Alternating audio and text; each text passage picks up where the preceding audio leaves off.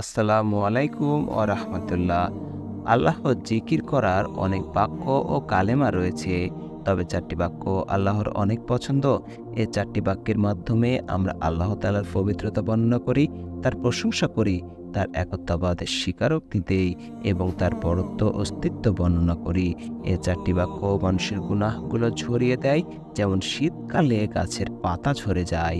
তাই প্রিয় দিনী ভাই ও বোনেরা, আজ এই শুক্রবারের দিনে, এই পবিত্র দিনে আমরা এই ৪ টি জিকিরের আমল বেশি বেশি করে করব ইনশাআল্লাহ।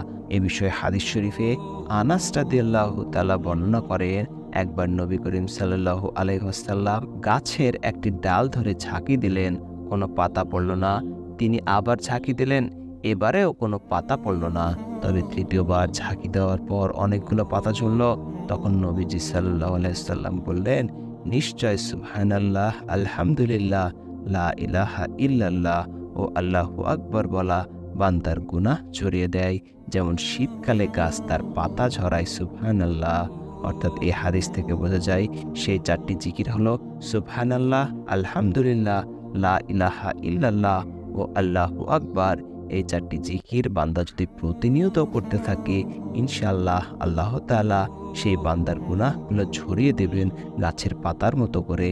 প্রিয় দিনী ভাই বোনেরা, আপনারা এই ৪টি জিকির সপ্তাহের প্রত্যেকটি দিন করতে থাকুন এবং আল্লাহর কাছে মোনাজাতে বলতে থাকুন, আল্লাহ তাআলা যেন আপনার গুনাহগুলো গাছের পাতার ন্যায় ছড়িয়ে দেয়।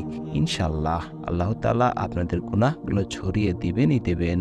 আল্লাহ তাআলা আমাদের সকলকে এই ৪টি জিকিরের আমল করার তৌফিক দান করুন। ভিডিওটি যদি ভালো লাগে অবশ্যই একটি লাইক দিয়ে চ্যানেলটি সাবস্ক্রাইব করুন। সকলে ভালো থাকুন, সুস্থ থাকুন। আল্লাহ হাফেজ।